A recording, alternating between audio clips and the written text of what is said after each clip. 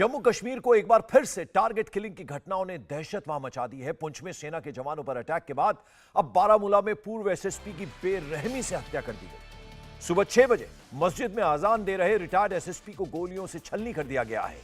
आतंकियों ने मस्जिद को टारगेट कर हमला किया, जिसमें पूर्व एसएसपी मोहम्मद शफी की मौत हो गई। जब तक लोग कुछ समझ पाते, आतंकी धमाके के साथ ताबड़तोड़ गोलियां बरसाने लगे। करीब 4 गोलियां मोहम्मद शफी को लगी। अस्पताल ले जाने पर डॉक्टरों ने उन्हें मृत घोषित कर दिया। मस्जिद के अंदर मर्डर की इस वारदात से लोगों में गुस्सा है। आतंकियों को जल्द से जल्द उनके अंजाम तक पहुंचाने की मांग की जा रही है। मोहम्मद शफी के जनाजे में उमड़े लोगों ने आतंकियों को पकड़कर जल्द से जल्द मांग की कि उन्हें जल्द से जल्द पकड़ा जाए। एक बार फिर घाटी में बढ़ती टारगेट किलिंग की घटनाओं ने लोगों की टेंशन बढ़ा दी है। आज सुबह 6 बजे बारामूला में आतंकियों ने इस वारदात को अंजाम दिया। अजान करा रहे पूर्व एसएसपी पर गोलियों की बौछार कर दी गई। दहशत मचाने के लिए धमाके भी किए गए और जब तक लोग कुछ समझ पाते, आतंकी अपने मंसूबों को अंजाम देकर वहां से फरार हो गए। अब लोगों में जबरदस्त गुस्सा है। बारामूला में जहां पूर्व एसएसपी की हत्या की गई, वहां पर अब भारी फोर्स बल तैनात कर दी गई है। आतंकियों की छानबीन में पूरे इलाके में इस वक्त सर्च ऑपरेशन जारी है। ग्राउंड पर इंडिया टीवी की टीम भी मौजूद है। हमारे संवाददाता मंजूर मीर की ये एक रिपोर्ट आप देखिए। हम इस वक्त बारामूला के गंटमुला इलाके में मौजूद है, जहां पर आज सुबह 6 बजे के आसपास मस्जिद शरीफ के बाहर जम्मू कश्मीर पुलिस के रिटायर एसएसपी ऑफिसर को गोली मार दी गई और खून में लथपथ जब तक उसको हॉस्पिटल पहुंचाया जाता तब तक उसकी मौत हो चुकी थी। मेरे पीछे आप ये तस्वीर उस मस्जिद शरीफ की देख सकते हैं। ये वो मस्जिद है जब वो सुबह फजर नमाज की अजान देने के लिए मस्जिद में दाखिल हुए। आधी अजान उन्होंने दी और उसके बाद उन पर जो है हमला किया गया और आधी अजान ही वो दे पाए और बाद में जो है वो खून में लथपथ वहाँ पर पड़े। और जैसे ही अजान बंद हो गई तो आसपास के लोग जो है मस्जिद में दाखिल हुए तो देखा कि मोहम्मद शफी जो है उनको काफ़ी खून बहा गया है और जब तक उनको हॉस्पिटल पहुंचाया गया तब तक उनकी मौत हो चुकी थी। ये इलाका आप देख सकते हैं, एक बहुत बड़ा रिहायशी इलाका है। पास में ही मोहम्मद शफी मीर का जो है वो घर है और जम्मू कश्मीर पुलिस में वो रिटायर एसएसपी रह चुके हैं और काफ़ी सालों से है वो मस्जिद में अजान दिया करते थे और आज भी वो उसी तरह से जो है मौजिन बनकर जो है अजान दे रहे थे फजर की और उसी दौरान ये घटना घटी है और माना जा रहा है कि पूरी प्लानिंग के साथ जो है इस हमले को अंजाम दिया गया है। हालांकि इस तरह की घटनाएं जो है कश्मीर में पहले भी देखने को मिली है। इस तरह की सॉफ्ट टारगेट किलिंग्स हुई है, चाहे हम नॉन लोकल्स की बात करें, जम्मू कश्मीर पुलिस के ऑफिसरों की बात करें या फिर दूसरे लोगों की बात करें जिनको इस तरह से निशाना बनाया गया है। क्योंकि इसकी सबसे बड़ी ख़ास वजह यह है कि मिलिटेंट्स एक तो अपनी प्रेजेंस का इजहार करते हैं, दूसरा इस तरह के टारगेट किलिंग्स करके उन्हें फरार होने में जो है आसानी हो जाती है और उसी तरह से इस हमले को भी अंजाम दिया गया है। हालांकि जम्मू कश्मीर पुलिस ने इस मामले में जो है तहकीकात शुरू कर दी है और किस प्रकार का ये हमला था और कितनी गोलियां उस पर लगी थी, कौन इस हमले के पीछे है, ये सारे सवाल जो है, इन सवालों का जवाब जो है मिलना अभी बाकी है। लेकिन इस घटना के बाद जो है इलाके में मातम पसरा हुआ है। लोग इस हमले की जो है कड़े अल्फाजों में निंदा कर रहे हैं और लोगों का मानना है कि वो एक शरीफ इंसान थे। पुलिस से उनका दूर दूर तक भी मिलिटेंसी या दूसरे इंसिडेंट से कोई वास्ता नहीं था। सभी लोग चाहते हैं कि मोहम्मद शफी के जो हत्या की गई है उसमें इंसाफ मिलना चाहिए। तो ये हर एक गाँव की एक आवाज़ है। फिलहाल पूरे इलाके में जो है सर्च ऑपरेशन बड़े पैमाने पर चलाया जा रहा है। रिटायर्ड एसएसपी मोहम्मद शफी के जनाजे में भारी भीड़ उमड़ी। नम आंखों से लोगों ने विदा किया। मस्जिद के अंदर इस घटना से लोग डरे हुए हैं। लोगों का कहना है कि जब इबादत गाहों में कोई सेफ नहीं है तो फिर घरों में क्या हाल होगा। इसको सिर्फ किया इसने केस क्योंकि बेगुनाह था, इसने केस जीत लिया। बाद में एसएसपी उस वक्त सब इंस्पेक्टर था, इस वक्त इसको केस किया गया, सुंबल में था, एसएचओ सुंबल था। लेकिन अल्लाह ताला ने इसको सुरक्षित करके इसने केस अपना जीता। अब ये आराम से, पहले इसने काफी मुसीबतें उठाई, इसने मजदूरी भी की, वो मुझे पता है। लेकिन अब इसने अल्लाह ताला ने इसको दिया था। पता नहीं कौन सा दुश्मन आया, कहाँ से आया, कोई इसराइली कहाँ से आया जो इस आदमी को, ऐसे इंसान को, ऐसे नेक इंसान को मार दिया। ये हम सब के लिए बहुत बड़ा दुख, खासकर पुलिस में, खुद ही पुलिस डेरा अफसर हूँ, लेकिन हमने ऐसा अफसर आज तक नहीं देखा। कभी नहीं देखा। खुदा मुझे करीब उसको जन्नतुल फिरदौस नसीब करे और इसकी शहादत कबूल करे।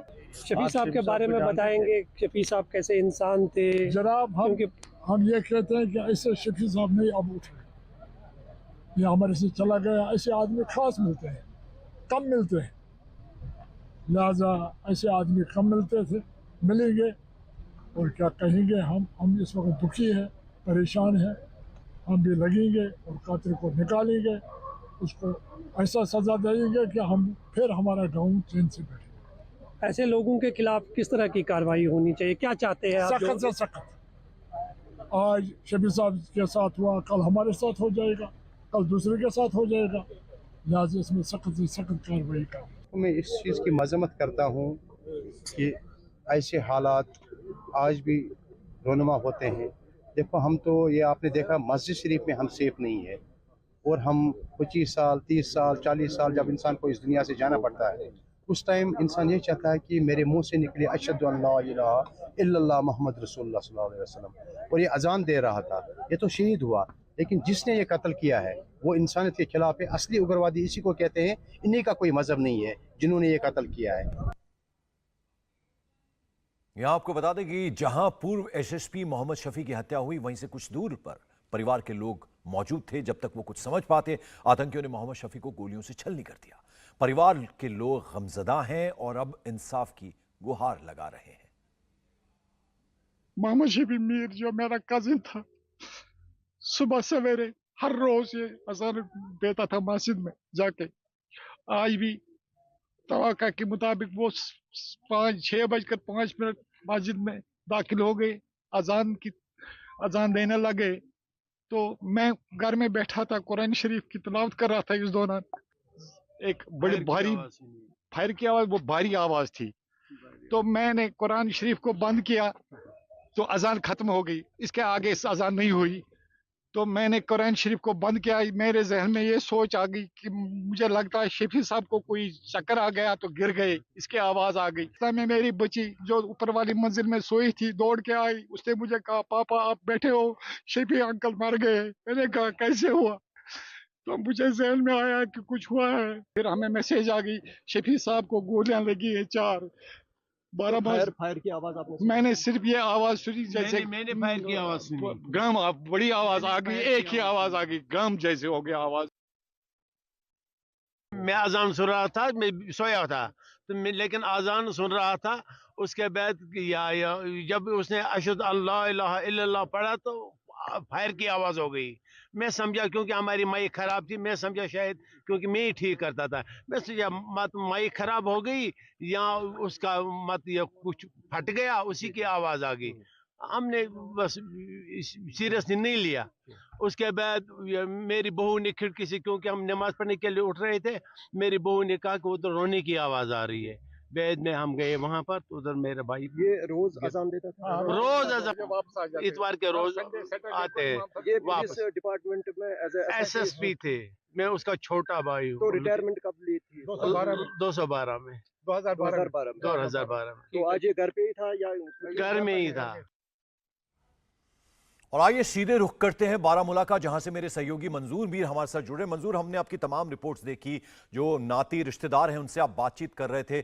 सबका यही कहना था, रोते बिलखते परिवार वालों का, कि जब इबादत गाहों में लोग सेफ नहीं हैं तो आम घर में क्या हाल होगा।